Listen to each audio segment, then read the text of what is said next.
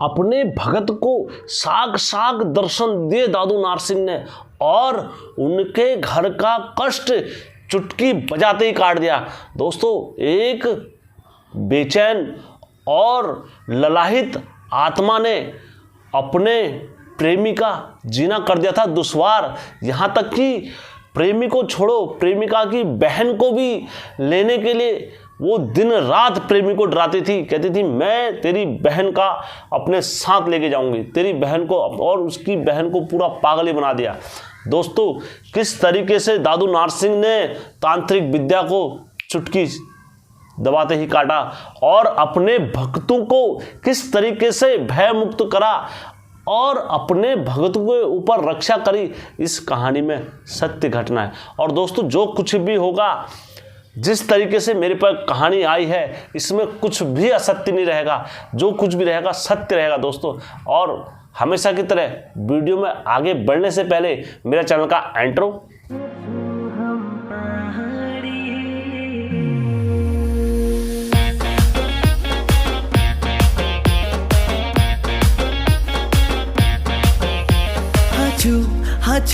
हाचू हम पहाड़ी। जय वीरकारा बजरंगी, हर हर हर हर हर हर हर हर महादेव। आप सभी के परिवार के ऊपर महादेव की कृपा और बजरंगबली का आशीर्वाद हमेशा बने रहने चाहिए दोस्तों। की जो सत्य घटना मेरे पास आई है, दरअसल ये पिथौरागढ़ से आई है। और पिथौरागढ़ में जिस तरीके से और जिस भाव से मुझे इनने दी है, मैं उनका अपनी चैनल के माध्यम से कोटि कोटि धन्यवाद करना चाहता हूं कि इनने जो आपना पर बीती है वो हमारे उत्तराखंड वासियों के लिए एक सीख होगा, एक प्रेरणादायक होगा। कहानी में बने रहना। आज की स्टोरी से आपको कुछ ना कुछ सीखने को ज़रूर मिलेगा कि हमें कब क्या करना चाहिए और अपनी ज़िंदगी में जो फैसले लेने हैं बहुत सोच समझकर ही लेने चाहिए। दोस्तों, मैं आप सबसे अनुरोध करना चाहूँगा, आग्रह करना चाहूँगा, विनती करना चाहूँगा, निवेदन करना चाहूँगा कि यदि आप लोगों के पास भी कोई ऐसी सत्य घटना है जो उत्तराखंड की पहल को बढ़ाने में योगदान कर सकती हैं, तो आप लोग मेरे चैनल के साथ साझा कर सकते हैं। और आप मुझे इधर उधर ना ढूंढे, मैं हमेशा अपने टेलीग्राम का लिंक देता हूं। आप अगर इसे सर्च करोगे तो टेलीग्राम पर हेमचू पहाड़ी अवश्य आ जाएगा। आप इंस्टा पर जैसी हेमचू पहाड़ी सर्च करोगे तो इंस्टा पर आ जाएंगे। तो दोस्तों, आप मुझे इंस्टा के माध्यम से, फेसबुक के माध्यम से, टेलीग्राम के माध्यम से, किसी के माध्यम से भी आप मुझे कहानी दे सकते हो। मैं आपकी कहानी सत्य समझ कर ही लोड करता हूं और उसमें कुछ भी अपने मन से नहीं मिलाता हूं। थोड़ा मुझे कहानी में जो कुछ भी करना पड़ता है उतार चढ़ाव के हिसाब से बोलना पड़ता है, बाकी जो कुछ भी रहता है देवताओं की सत्य घटना रहती है। दोस्तों, आज की सत्य घटना पर आगे बढ़ते हैं। पिथौरागढ़ से मेरे पास सत्य घटना आई है। एक बड़ा ही सभ्य परिवार था और उनके जो कुल के इष्ट थे वो दूधाधारी नारसिंह देवता थे। अक्सर उनके पिताजी अपने पुत्र को बताया करते थे कि बेटा, हमारे जो घर के जो दूधाधारी नारसिंह हैं वो इतने ताकतवर होते हैं, वो हर बला को, हर दुख को काट सकते हैं। पर समय जिस तरीके से आगे बढ़ता है उसी प्रकार से हम अपने देवी देवताओं पर विश्वास कम और बाहर की चीज़ों पर ज़्यादा विश्वास करना उचित समझते हैं। तो इसी में कि ये कहानी पे आगे बढ़ता हूँ। मैं इनके काल्पनिक नाम रख देता हूँ। एक दलीप जी थे। दलीप जी के पुत्र का नाम था मनोज और दलीप जी की वाइफ का नाम जो था, उनका नाम अन्नू था। दोस्तों, दलीप जी और अन्नू जी के जो एक पुत्र था और एक पुत्री थी। जो मनोज जी के, दलीप जी के जो पुत्री और पुत्र का नाम था, एक का नाम मनोज था और एक का नाम रेखा था। रेखा और मनोज में इतना प्यार था कि वो दो भाई बहन एक दूसरे के बिगड़ रह ही नहीं पाते थे। अक्सर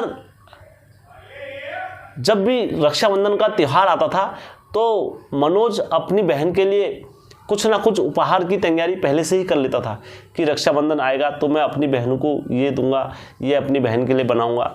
तो इसी तरीके से सोच के वो अपनी बहन से दिन रात बहुत प्रेम करता था और अपनी बहन के साथ एक लगाव भी था। कहीं भी जाते थे दोनों भाई बहन साथ ही जाते थे, उठना बैठना और लड़ाई करना, लेकिन एक दूसरे के बिगर रह भी नहीं पाते थे।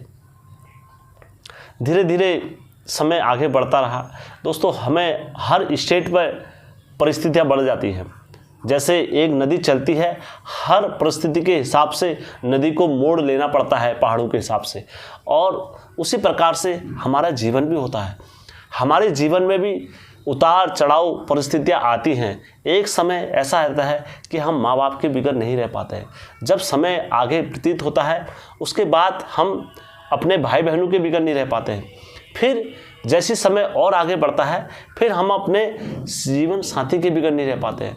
हर पड़ाव पर हमें परिस्थितियाँ बदल जाती हैं। तो उसी प्रकार जब मनोज बड़ा हुआ, बड़ा होते होते मनोज कॉलेज गया। कॉलेज में क्या हुआ, एक वहाँ की जो लड़की थी, लड़की से इन्हें प्रेम हो गया जिसका नाम अंजू था। अंजू और मनोज में प्रेम चला और प्रेम चलते चलते इनकी आगे की प्लानिंग भी हो गई। और जो मैं थोड़ा सा बैकग्राउंड अंजू के बारे में बताना चाहता हूँ। अंजू अक्सर इस क्षेत्र में लड़कियाँ होती नहीं हैं, लेकिन अंजू को क्या था, शुरू से ही तांत्रिक विद्या का शौक़ था और वो तांत्रिक विद्या सीखने की ललाहित थी। अक्सर तांत्रिक विद्याओं के गुरु के पास जाके तांत्रिक विद्या का सीखना और ये करना। और सबसे बड़ी बात ये, अंजू को ये कला आ गई थी कि वो किसी को भी अपने बस में कर सकती थी। इतनी कला उसके मन में आ गई और ये सारी बात कॉलेज में सबको पता लग गई। अब दरअसल मनोज था, मनोज को इस बात का और आभास भी नहीं हुआ क्योंकि मनोज एकदम नए माहौल से आया और अंजू जो थी सीनियर थी। ऐसी करते करते जब इनका समय बीता तो इन्होंने आगे की प्लानिंग भी बनाई। ये बाहर रह के और कमरे में एक मतलब रिलेशनशिप में भी इनका रहना स्टार्ट हुआ। ये एक साथ ही रहने लगे। करीबन ये ऐसे रहे 2-3 साल एक साथ ही रहे रिलेशनशिप में। और मंजू की हरकतें देखकर और अंजू की हरकतें देखकर मनोज को कहीं ना कहीं ये शक हो गया क्योंकि रात्रि में उठकर कभी अजीब अजीब हरकतें करना, कभी किस तरीके से अपने मनोज को पढ़ाहित करना, ललाहित करना, अपनी इन हरकतों को देखकर उनको शक हो गया मनोज को। एक दिन क्या होता है, इन दोनों में लड़ाई हो जाती है इस बात को लेकर कि यार तुम रात्रि में कहाँ जाते हो, क्या जाते हो, और तुम्हें ऐसे करना है तो मैं तुम्हारे साथ नहीं रहता हूँ। मनोज ने डरता मरता क्या नहीं करता करके लड़ाई करी और इन दोनों का क्या हो गया, ब्रेकअप हो गया। जब अंजू मनोज को छोड़कर चली गई जिस दिन, तो उसी दिन रात को मनोज के पेट में दर्द हो जाता है और सीने में दर्द, उनको बुखार आना, तेजी से कोई ऐसी विचित्र शक्ति का आभास होना कि जो इनको दबा रही हो और इनके साथ लड़ाई कर रही हो। मनोज इससे बड़ा दुखी हो गया इस घटना को देख के क्योंकि ये पहली बार उनके साथ हुआ था। और अंजू वहाँ से जब गई तो जिनकी भी वो पूजा करती थी उन सबको मनोज के पीछे लगा के चल दी। अब इधर दोस्तों अंजू ने क्या करी, अपनी जो विद्या थी वो प्रारंभ करी और करीबन 6 महीने 7 महीने, कोई भी चीज़ का हम जो तांत्रिक लोग होते हैं ना दोस्तों, वो प्रण करते हैं। यद्यपि हमारी ये कॉल अगर तुमने पूरी कर दी तो ठीक है, नहीं तो हम अपने प्राण दे देंगे, या तुमने अगर हमारी ये कॉल को अधूरा रख दिया तो हम यहाँ से तुम्हें ये चढ़ाएंगे। कभी कभार कुछ ऐसा होता है, कोई सिद्धि करता है और सिद्धि के दौरान वो सिद्धि अगर पूर्ण नहीं होती है तो वो, जैसे मैं सिद्धि कर रहा हूँ और सिद्धि करते करते मैंने वो सिद्धि आधे में छोड़ दी, या कोई मैं कार्य कर रहा हूँ वो कार्य मैंने अधेरे में छोड़ दिया, तो इसमें क्या होता है, जो साधक होता है, साधक की क्या हो जाती है, मृत्यु हो जाती है। ऐसी कुछ अंजू के मन में साधना या कुछ भी ऐसा विचार आया हो तो उन्होंने अपनी साधना वगैरह कुछ भी करी हो ऐसी, तो उनकी क्या हो गई, एक दिन मृत्यु हो गई। जब मृत्यु हो गई उसके कुछ समय बाद, करीबन 6-7 महीने बाद, मनोज भी, अंजू के साथ एक लगाव था, एक अपनापन था, तो मनोज जाता है कॉलेज में, और कॉलेज में जाने के बाद अंजू के बारे में पूछता है साथियों से कि यार आपने अंजू को देखा या किसी आपने जानते हो या इस टाइप से जानते हो अंजू को। तो उसकी सहेलियों ने बताया कि यार वो तो मर गई, और उसके दोस्तों ने बताया कि यार उसने तो सुसाइड कर लिया, ऐसा ऐसा हुआ था, ये हुआ था, बहुत सारी चीज़ें हुई, और कई तरीके से अलग अलग रीज़न मनोज को सुनने को मिले। जब ये सारी घटना मनोज ने सुनी और वो दबे पांव अपने घर को वापस आया। वापस आने के बाद क्या हुआ, मनोज के घर में पहले जो आवाज़ें आती थी, ये आती थी, तो उस दिन रात को जब वो सोआ, तो उस दिन रात को उसने अंजू की आवाज़ सुनी धेली पर, और इतनी मधुर आवाज़ खिलखिलाते हुए ही इस टाइप से जब, और मनोज के रोंगटे पूरे शरीर के खड़े उड़ गए, जैसे शरीर में एक नाजुक होते हैं ना किरणें जो इंद्रियां हमें सचेत करती है। आज तक तो उसे पता नहीं था ये क्या हो रहा है, लेकिन अब क्या हो सकता कि उसे पता लग गया था अंजू क्या है, इस दुनिया में नहीं है। तो ये सारी घटना जब उनके साथ बीतती है रात्रि में, और कभी उसको आभास हो रहा था कि घट से कोई उसके सामने से तेजी से हवा जा रही है, और कभी बाहर से अंजू की आवाज़ सुने हंसते हुए, खिलखिलाते हुए। मनोज को बड़ा ही डर भी लगा और आभास भी हुआ कि यार ऐसी कौन सी शक्ति है जो मुझे परेशान कर रही है। तब मनोज खड़ा उठा बिस्तर से, और बिस्तर से उठने के बाद इन्होंने कहा, अंजू मैं तुझे जानता हूँ और मेरे साथ ये खेल नहीं चलेगा। मैंने कभी तेरा बुरा नहीं करा है, और तू मेरे पीछे क्यों पड़ी है, मुझे छोड़ दे। तब बाहर से एक आवाज़ आती है, हल्की हल्की आवाज़ आती है कि मैं तुझे किसी हालत में नहीं छोड़ूंगी, क्योंकि तेरे चक्कर से मेरे प्राण गए हैं और मैं तुझे कभी नहीं छोड़ सकती। जा, तू अपनी छोटी बहन से बहुत प्यार करता है ना, मैं जानती हूँ। जा, आज के बाद तू अपनी छोटी बहन को ही खो देगा, और तेरी छोटी बहन को मैं अपने साथ लेके जाऊंगी। जा। इतना मनोज सुन रहा है, और खट से मनोज उठता है और मनोज देखता है और अपना दरवाज़ा खोलता है, और अपनी बहन को जब सोते हुए देखता है तो अपनी बहन के सर पे प्यार से हाथ रखता है, और उसके बाद अपने वहाँ चले जाता है बिस्तर। लेकिन उसके ठीक अगले दिन मॉर्निंग में जो मनोज की सिस्टर थी, जो रेखा थी, रेखा के हाव भाव और नए नक्शे और चाल ढाल सब किसकी तरह हो गई, अंजू की तरह हो गई, और हरकतें वो ना चाहते हुए भी अंजू की तरह करने लगी।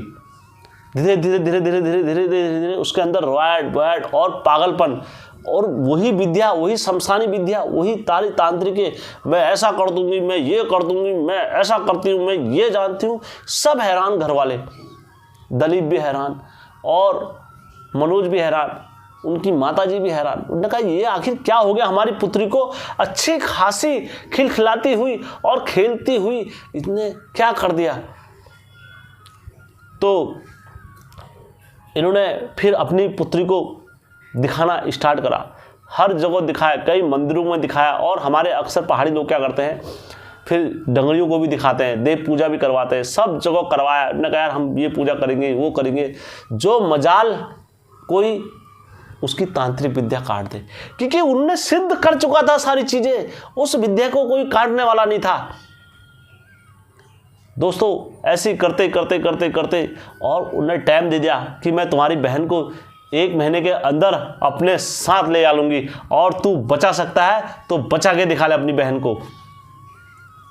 ये बातें सारी सुना करते थे। जब वो 15-20 दिन पूरे थक हार गए और कहीं से कोई रास्ता नहीं मिला, ऐसा कोई देव नहीं बचा जो उन्होंने छोड़ा हो, ऐसी करते करते जब अंत में वो दुखी हो गया और दुखी मन से उनको याद आया अपने घर में बैठे हुए, तो उनको याद आया कि यार हमारे घर में तो दूधाधारी नारसिंह है। पापा तुम तो कहते थे कि हमारे घर में कोई ऐसी चीज़ आ ही नहीं सकती, हवा पानी दुख वगैरह कुछ आ ही नहीं सकता, तो ये कैसे आ गया पिताजी?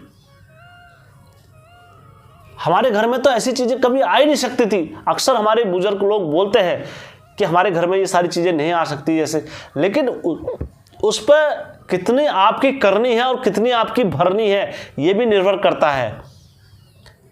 तो इन्होंने जब बात करी तो मनोज ने अगले दिन प्रातःकाल सुबह नहाया धोआ और नहा धो के ये अपने मंदिर में गए, इधर उधर कहीं नहीं भटके। अपने मंदिर में जाने के बाद इन्होंने एक धूप और दिया जब जलाया और इनका ध्यान कहाँ चले गया? जोशीमठ को चले गया दोस्तों। तेरो पुरुषो नंग है गोचो अरे जोशीमठ मजा जोशीमठ में जो है वो। जैसे इनका ध्यान जोशीमठ जाता है और जोशीमठ जाने के बाद ये कहते हैं, हे दूधाधारी नारसिंह, आज ऐसी क्या विपदा आ गई, ऐसा क्या पाप हो गया हमसे, आज ऐसा क्या दुख हम पर लग गया है कि आज हम सब विवश हो गए। आज हम पूरे जोर और होशो हवास में भी अपनी बहन को बचाने में असमर्थ हैं। हे दादू नारसिंह, तुम तो सबकी सुनते हो, तुमने तो आज तक सबकी सुनी है, तो हमारी क्यों नहीं सुन रहे हो दादू नारसिंह? हमारी तुमको सुननी होगी। हे दादू नारसिंह, तुमने हर किसी की सुनी है, हर किसी का दुख काटा है, आज मेरा दुख क्यों नहीं काटोगे? तुम हमारे घर के इष्ट हो, अगर हमारे घर में कोई चीज़ आई है तो तुम्हें वो दुख को काटना होगा। जैसी ये पुकार दादू नरसिंह जी के जोशीमठ में पड़ती है दोस्तों। रात लागी गोचो नते नरसिंहनी रात लागी गोचो नते नरसिंहनी तुम्हारो भगत छो मैं कुछ यवा पुरिया सोन्याला बांधे पांगड़ी गोयु जोगी मैं यो सोया खींच के ओ बरिया ए जोगी बन जोपड़ के खींच के और मैं जोपड़ करो ए जोगी मैं आए आता प्यारी प्रभात जो है गे ये छाना कांगा चिंगातानी।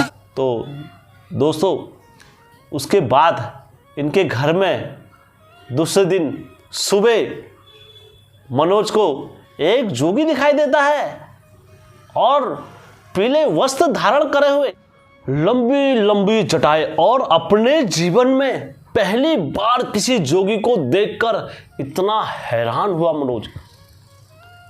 और मनोज ने जब इनको देखा साधु महाराज को, इनके हाथ में तिमूर का लट्ठा और बगल में झोली रखी हुई, हाथ में कमंडल और कानों में कुंडल धारे हुए, और पहली बार देखा इनने कि कोई साधु इस तरीके से कुंडल धारण करते हुए इनके देहली पर आया और रमैया खैरवान की झोली तिमूर को छोटा सुन जालो चिमटा भगवाई पैरण जो तुम्हारी गले में रुद्र की माला जो बनी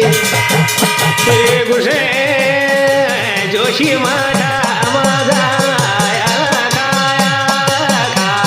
अलक निरंजन अलक माई दे दे भिक्षाम दे माई, माई दे दे भिक्षाम दे माई। जब इनकी धेली पर आगे किसी ने इस तरीके से गर्जना करी तो पहली बार मनोज भागते हुए आया, और भागते हुए आने के बाद उन्होंने कहा, महाराज जी अभी तो मम्मी और पापा घर पे नहीं हैं, तो अभी मैं और मेरी सिस्टर हैं घर पे, आप क्या कर सकते हैं महाराज जी?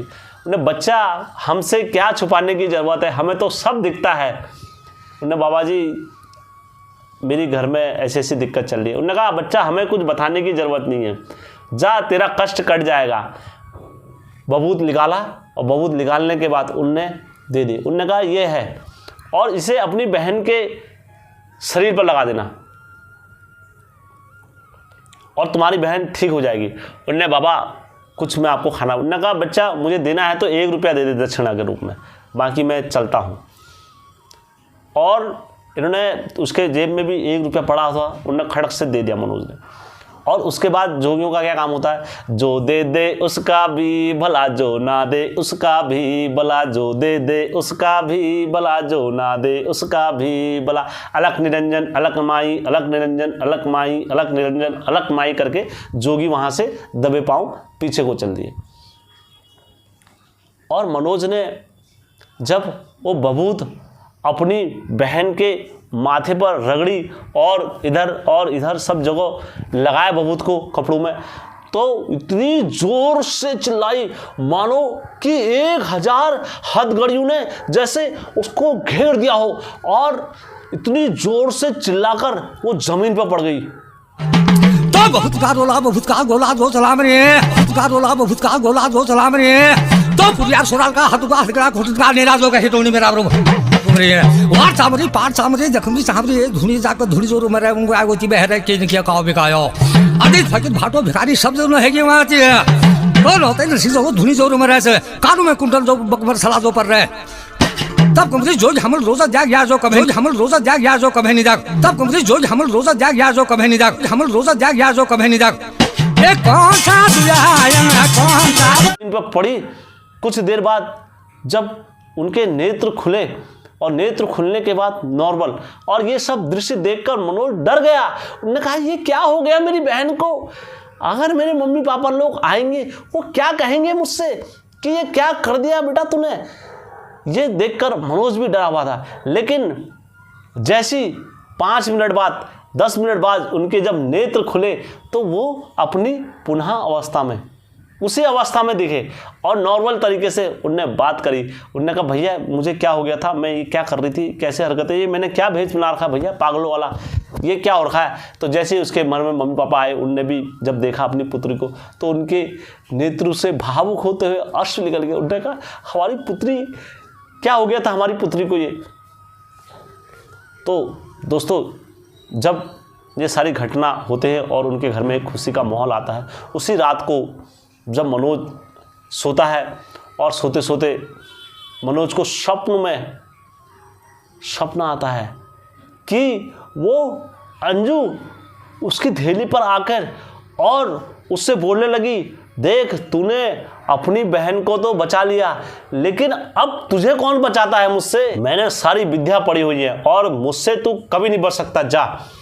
और विकराल रूप रखकर और इस तरीके से वो अंदर आ रही थी। मनोज घबराया हुआ और मनोज के पूरे पसीने निकल गए किस तरीके से, और मानो पूरा अंधेरा सन्नाटा कमरे में, और जिस तरीके से खपन हो रही थी और वो हंसने वाली, और एक साथ एक की आवाज़ नहीं, हंसने की कितनों की आवाज़ आ रही थी, ना जाने जैसे भूखे शेर घूमते हैं जंगल में, उसी तरीके से मनोज पर सब टूट पड़ने को राजी हो गए।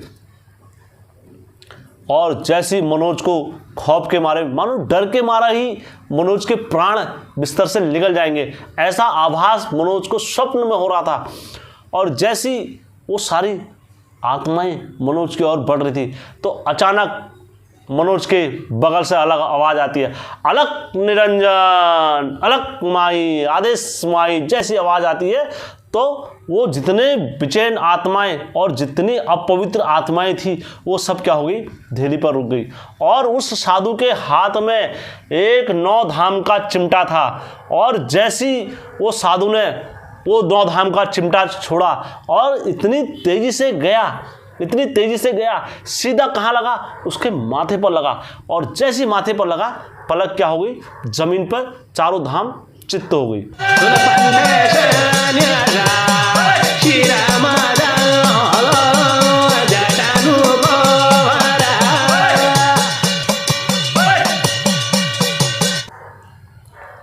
और जब चारों खाने जब वो जमीन पर चित्त हो गई तो वहां से कुछ क्षण बाद मनोज की आंखें खुली, और जब आंखें खुली तो मानो मनोज का डर गायब हो गया था, और उन्हें आभास हो रहा था एक सुगंधित हवा उनके आसपास घूम रही है। और उस आभास को देते हुए मनोज ने कोटि कोटि नरसिंह देवता का आभार करा, हे दादू नरसिंह, लोग तुम्हें इसलिए मानते हैं क्योंकि तुम कभी भी अपने भक्तों का साथ नहीं छोड़ते। हे दादू नरसिंह, आपका कोटि कोटि धन्यवाद। उसके बाद इनके घर में जागर लगी और इनके घर में कभी दादू नारसिंह नहीं नाचे, लेकिन उस यात्रा में इनके घर में दादू नारसिंह ने अवतार रखा और अवतार रखने के बाद इनको बताया कि यार मेरे को जोशी मठ से क्यों बुला दिया तुमने, मैं तो जोशी मठ में ही ठीक हो रहा था, पर तुम्हारी पुकार जो रोते हुए मेरे जोशी मठ में पड़ी वो आंसू मेरे में पड़ गए और फिर मैंने अपना चिमटा और खरवे की झोली पकड़ी और सीधा 9 धाम का चिमटा पकड़ के मैं तुम्हारे घर को आ गया। अब जब मैं आ गया हूँ तो मेरा नियम धर्म भी कर देना यार। तब सब ने इनके पूरे परिवार इनके चरणों में नतमस्तक हुआ और इनसे कहा, हे दादू नारसिंह, हम आपके जीवन भर आभारी रहेंगे, आपका कोटि कोटि धन्यवाद है दादू नारसिंह। दोस्तों, ये जो कुछ भी घटना है, जो कुछ भी है, ये सत्य घटना पर है और किसी भाई को भी इस घटना के बारे में जानना है कि लगता है कि हेम भाई ने इसमें मिथ्या बोला है या हेम भाई ने इसमें सच नहीं बोला है, तो आप मुझे टेलीग्राम पर या मेरे व्हाट्सएप पर कहीं पर भी आप मुझे कर सकते हो। 5 दिन के अंदर, 10 दिन के अंदर तो मैं आपको इस कहानी का प्रमाण दे दूंगा। ठीक है, तो दोस्तों, और ज़्यादा लंबा समय होने के बाद मैं स्वयं भूल जाता हूँ। दोस्तों, कहानी अच्छी लगी होगी तो एक लाइक ज़रूर करना और शेयर करना कतई मत भूलना, क्योंकि ये हेमचू पहाड़ी चैनल आपका अपना चैनल है दोस्तों। धन्यवाद।